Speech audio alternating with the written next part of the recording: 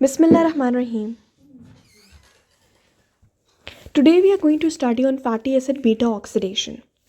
ठीक है, अब basically fatty acid beta oxidation में क्या होता है कि आपने लॉन्ग चेन फैटी एसिड्स को ट्रांसपोर्ट करना होता है इनसाइड द माइटोकॉन्ड्रियल मैट्रिक्स ताकि वहाँ पर ये काम मतलब बीटा ऑक्सीडेशन हो सके. ठीक है, लेकिन जो आपके लॉन्ग चेन फैटी एसिड्स होते हैं ना, they can not be transported directly across the inner mitochondrial membrane.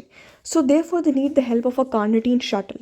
जबकि अगर आपके मीडियम चेन फैटी एसिड्स हों 6 to 10 कार्बन, ठीक है, तो उनको कार्निटीन शटल की ज़रूरत नहीं है. They can directly be transported across the inner mitochondrial membrane, ठीक है, इनटू द माइटोकॉन्ड्रियल मैट्रिक्स. अब इसमें क्या होता है, बीटा ऑक्सीडेशन की जो मेन स्ट्रैटेजी है वो ये है कि 2 कार्बन फ्रैगमेंट्स जो होते हैं they are removed from the carboxyl end of the fatty acyl CoA. ठीक है, जिसमें आपने अल्टीमेटली प्रोड्यूस क्या करना है, एक आपने जो मेन प्रोडक्ट है दैट इज़ एसिटाइल को ए, एक आपने NADH प्रोड्यूस करना है और एक आपने FADH2 प्रोड्यूस करना है. अब यहाँ पे ये हमारा है साइटोसोल. ठीक है जी, ये है आपका माइटोकॉन्ड्रियल आउटर मेम्ब्रेन, ये वाली. ठीक है, and this is your mitochondrial inner membrane. ठीक है, और ये जी आपका है क्या, मैट्रिक्स, जिसके अंदर हमने एक्चुअली बीटा ऑक्सीडेशन करनी है. तो पहले I will be telling you about the carnitine shuttle. ये देखो, इसने क्या किया कि इसने सबसे पहले लॉन्ग चेन फैटी एसिड्स को long chain fatty acyl CoA में कन्वर्ट करना using 2 ATP and the enzyme is long chain fatty acyl CoA synthetase also called as thiokinase. ठीक है जी, अब ये आपका fatty acyl CoA it goes inside through the outer mitochondrial membrane. Outer mitochondrial membrane freely permeable होती है, उसमें तो बहुत ही ईजी है. यहाँ पे साथ ही इसके साथ कार्निटीन कंबाइन करता है. ठीक है, कोई एक साइड पर हो गया और आपके पास बन गया acyl carnitine. This is with the help of a rate limiting enzyme that is carnitine palmitoyl transferase 1. Now with the help of translocase क्या होता है कि ये आपका acyl carnitine that is transported inside the inner mitochondrial membrane into the matrix. ठीक है, और ये एसाइल कार्निटीन एक रैंडम कोए के साथ कंबाइन करता है in the presence of carnitine palmitoyl transferase 2 और आपका फाइनल प्रोडक्ट बन जाता है एसाइल को ए या acetyl CoA. And carnitine is regenerated and retransported ठीक है into the intermitochondrial space through this translocase enzyme. अब हमने फाइनल अपना प्रोडक्ट हासिल कर लिया है that is acyl CoA inside the mitochondrial matrix. ठीक है, अब हम बीटा ऑक्सीडेशन परफॉर्म कर सकते हैं इस एसाइल को ए पे. ठीक है, अब मैं आपको बताती हूँ कि बीटा ऑक्सीडेशन कैसे होती है. बीटा ऑक्सीडेशन के स्टेप्स जो हैं वो नहायत सिंपल है. ठीक है, बहुत ही ज़्यादा सिंपल है. सबसे पहले क्या हुआ कि आपके पास सबसे पहली बात, इसको बीटा ऑक्सीडेशन क्यों कहते हैं, because the beta oxidation takes place at the beta carbon. Beta carbon क्या होता है कि आपके पास जो आपका क्या आता है, एग्जाम्पल C+O है, इसके साथ जो अगला कार्बन होगा that will be called as the alpha carbon और उससे जो अगला कार्बन होगा that will be called as the beta carbon. ठीक है, तो अब हमने क्या करना है कि बीटा कार्बन पे ऑक्सीडेशन परफॉर्म करनी है. अब हमारे पास fatty acyl CoA, it can be palmitoyl कोए.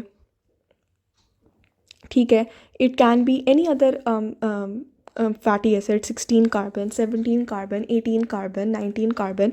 कितने स्टेप्स हमें लगेंगे, ठीक है, in the fatty acid oxidation, वो हम फाइंड करते हैं यूजिंग दिस फार्मूला.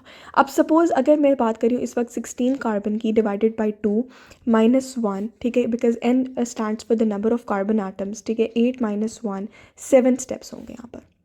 ठीक है, अब मैं एनर्जी यील्ड डिस्क्राइब करूँगी तो हम बाकी बात कर लेंगे. फ़िलहाल let's talk about the steps of fatty acid oxidation. ये अभी चल रहा है ऑफ ये एक है, this is for a saturated fatty acid and an even number carbon atom. ठीक है, so 16 carbon atom as you can see is even numbered. ठीक है, और ये एक सैचुरेटेड भी है. पहले स्टेप में हमारे पास होती है रिडक्शन, रिडक्शन नहीं, ऑक्सीडेशन होती है. दूसरे स्टेप में आपके पास हाइड्रेशन होती है. थर्ड स्टेप में ऑक्सीडेशन होती है and fourth step is cleavage. ठीक है, तो पहले स्टेप में in the presence of acyl CoA dehydrogenase which is specific for different variety of fatty acids. ठीक है, आपके पास क्या बन जाता है, FADH2. फिर उसके बाद आपके पास क्या होता है, ट्रांस 2 एनॉयल को A is the product and 2,3 enoyl को ए हाइड्रेटेज की प्रेजेंस में क्या होता है, वाटर लीव करता है. आई थिंक ये लीव करना था. हाइड्रोटेज की प्रेजेंस में। अच्छा ये तो याद रखिएगा 2,3 enoyl CoA hydratase enzyme that is very specific for trans fatty acids. Trans पे एक्ट करता है, सिस पर एक्ट नहीं करता। आगे हम देख लेंगे इसका क्या सिग्निफिकेंस है। फिर हमारे पास बनता है 3 hydroxy acyl CoA in the presence of enzyme 3 hydroxy acyl CoA dehydrogenase. Again आपके पास एक NADH बन जाता है plus proton. And then 3 keto acyl CoA in the presence of thiolase and एक को ए एंटर होता है, आपके पास बन जाएगा एक fatty acyl CoA. In this case आपके पास 14 कार्बन वाला अलहदा हो जाएगा और आपका एक प्रोडक्ट आ गया एसिटाइल को ए। अब ये जो fatty acyl CoA that will reenter the cycle, ठीक है, और ये होता जाएगा ultimately we'll have all the acetyl CoA, यानी कि सारे के सारे वो 16 carbon atoms they will be in the form of acetyl CoA. 7 steps होंगे, इसलिए मैंने आपको शुरू में ही बता दिया था। तो क्या हुआ, फिर से रिवाइज करते हैं। देयर इज़ फैटी एसाइल को ए, उस पर एक्ट करना है fatty acyl CoA dehydrogenase, FADH2 बनता है और आपके पास क्या बनता है, ट्रांस 2 एनॉयल को ए। इस ट्रांस 2 एनॉयल को ए पे एक्ट करता है एनॉयल 2,3 एनॉयल को ए हाइड्रोटेज, ठीक है, वाटर बनता है। फिर उसके बाद 3 हाइड्रोक्सी इसाइल को ए, 3 हाइड्रोक्सी इसाइल को ए, इस पर 3 hydroxy acyl CoA dehydrogenase NADH बनता है। 3 कीटो इसाइल को ए, एक आपके पास फैटी इसाइल को ए बनता है और दूसरा आपके पास एसिटाइल को ए बन जाता है। ठीक है, अब हम इसकी पढ़ लेते हैं इसकी एनर्जी यील्ड। ठीक है, अब मैंने आपको बताया कि अगर हम पामाटाइल कोए को एज ए रेफरेंस दें, स्टेप 7 थे, ठीक है, यानी कि 7 आपके पास बनेंगे NADH, 7 आपके पास बनेंगे FADH2, ठीक है, और 7 ही आपके पास फैटी एसिटाइल कोए बनेंगे। लेकिन चूँकि लास्ट स्टेप पे अल्टीमेटली आपके पास 2 एसिटाइल को होंगे तो ultimately will be having 8 acetyl CoA. ठीक है, एक आपके पास NADH जो है वो that leads to the formation of 3 ATP, ठीक है, एक FADH2 leads to the formation of 2 ATP और एक acetyl CoA leads to the formation of 12 ATP। Will multiply and will have the number of ATPs, 131 ATPs आ जाएंगे। अब शुरू में जब मैंने इसको कन्वर्ट किया था into fatty acyl CoA, ठीक है, फैटी एसाइल को ए में जब मैंने कन्वर्ट किया था यूजिंग फैटी एसाइल को ए सिंथेटेज, तब मैंने 2 ATP इस्तेमाल कर लिए थे। तो 2 ATP माइनस कर देंगे, so the net yield will be 129 ATPs। ठीक हो गया। अच्छा, यहाँ पर मैंने आपसे एक बात की थी कि ये जो आपके पास एसिटाइल को ए डीहाइड्रोजनेज है that is specific for different enzymes. ठीक है, अब अगर हमारे पास एक मीडियम चेन फैटी एसाइल को ए है, ठीक है, और वो डेफिशिएंट है, मीडियम चेन फैटी एसाइल को ए इफ़ दैट इज़ डेफिशिएंट, तो उसकी डेफिशिएंसी से क्या होगा। वो कहते हैं अल्टीमेटली वैसे होती तो हमारे पास 4 fatty acyl CoA dehydrogenase की स्पीशीज़ होती हैं। ठीक है, अब अगर हम मीडियम चेन फैटी एसाइल को ए की डेफिशिएंसी की बात करें, also called as the MCAD deficiency. Basically medium chain fatty acid ज़्यादातर किसके अंदर होते हैं, they are in milk, in human milk.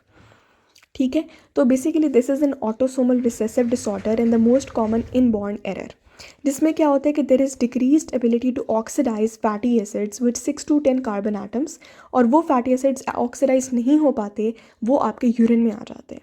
यानी अगर एक बेबी की बात की जाए जो कि ह्यूमन मिल्क ले रहा है, ठीक है, वो 6 to 10 कार्बन एटम्स को ऑक्सीडाइज नहीं कर पा रहा, उनकी बीटा ऑक्सीडेशन नहीं हो पा रही, वो यूरिन में आ रहे हैं, तो क्या होगा, क्या होगा, उसने फैटी एसिड को इस्तेमाल करके एनर्जी लेनी थी तो हाइपोग्लाइसीमिया होगा।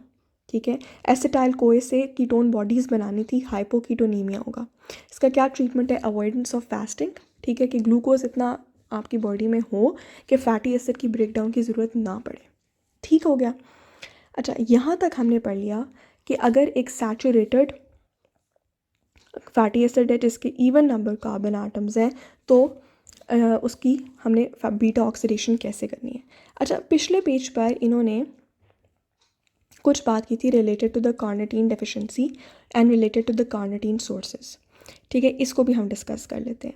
देखो यार, कार्निटीन बेसिकली जो है वो मीट प्रोडक्ट्स में होता है, ठीक है, in the amino acids lysine and methionine. ठीक है, अमाइनो एसिड्स लाइसिन और मेथियोनिन को इस्तेमाल करके हम कार्निटीन बना देते हैं by an enzymatic pathway which is there in the liver and in the kidneys. ठीक है, लेकिन जो आपका स्केलेटल मसल है, ठीक है, वो इस किस्म का पाथवे उसमें नहीं ऑपरेट करता। ठीक है, तो फिर जो आपका स्केलेटल मसल है वो किस चीज़ पर डिपेंडेंट है, that is dependent on the carnitine that is synthesised endogenously ठीक है, और द कार्निटीन, ठीक है, that is obtain from the diet. समझ रहे हो आप? अच्छा, यहाँ पे मैंने एक और बात भी लिखी है कि जो CPT1 है, यानी कि कार्निटीन पामिटाइल ट्रांसफेरेज 1, वो जो है दैट इज़ इनहिबिटेड बाय मेलानाइल कोए। Malonyl CoA is actually that compound which was used during fatty acid synthesis. Fatty acid synthesis हो रही है तो malonyl CoA का अमाउंट ज़्यादा हो जाती है, यानी malonyl CoA की अमाउंट ज़्यादा होना इंडिकेट्स फैटी एसिड सिंथेसिस। तो ये malonyl CoA जाकर आपके CPT1 को इनहिबिट कर देता है ताकि फैटी एसिड की ब्रेक डाउन ना हो। हम तो फैटी एसिड बना रहे हैं, अगर ब्रेक डाउन होगी तो इक्विवेलेंट हो जाएगा, फ़ायदा ही नहीं होगा। तो इस वजह से malonyl CoA CPT1 को इनहिबिट कर देता है। ठीक है, इसके अलावा acetyl CoA carboxylase is also a regulator of your CPT1। आगे हमने उन्होंने बताया है कि basically what is the difference, ठीक है, इन द डेफिशिएंसी इनका मतलब what is carnitine deficiency. Carnitine deficiency से जनरली क्या होगा, लॉन्ग चेन फैटी एसिड्स को हम इस्तेमाल नहीं कर सकेंगे, ऑक्सीडाइज नहीं कर सकेंगे। प्राइमरीली कार्निटीन की डेफिशिएंसी होती है because of a membrane transporter. ठीक है ना, मतलब मेम्ब्रेन ट्रांसपोर्टर का मतलब है कि द फॉर एग्जांपल CPT1, ठीक है ना, एक ट्रांसपोर्टर है ना, मेम्ब्रेन ट्रांसपोर्टर ही ख़राब है जिसकी वजह से कार्निटीन गेट्स एक्सक्रीटेड। और सेकेंडरी क्या है कि there is some enzyme that is involve in fatty acid oxidation, उसके साथ मसला है जिसकी वजह से there is accumulation of acyl carnitine and the acyl carnitines are getting excreted. अच्छा, अब है what is the difference between the deficiency of CPT1 and CPT2। CPT1 की डेफिशिएंसी होगी ना तो योर लिवर गेट्स अफेक्टेड। ठीक है, यानी कि CPT1 की डेफिशिएंसी होगी तो आपके पास क्या होगा कि एसिटाइल कोई नहीं बन रहा। ठीक है, मतलब CPT1 deficiency is related to the liver and CPT2 deficiency is related to your skeletal muscles. ठीक है, अभी के लिए इतना याद कर लो कि CPT1 की जो deficiency that is related to your liver, कि आपका लिवर ग्लूकोनियोजेनेसिस नहीं कर पाएगा। ठीक है, that will lead to hypoglycaemia, coma, death. ठीक है, एंड CPT2 की जो deficiency that is related to myoglobinaemia and skeletal muscle weakness. समझ रहे हो? अब हम आते हैं ऑन, बल्कि अब मैं ना ऐसे कहती हूँ नेक्स्ट पार्ट में हम स्टार्ट करते हैं। ठीक है, वीडियो लॉन्ग हो जाएगी वरना।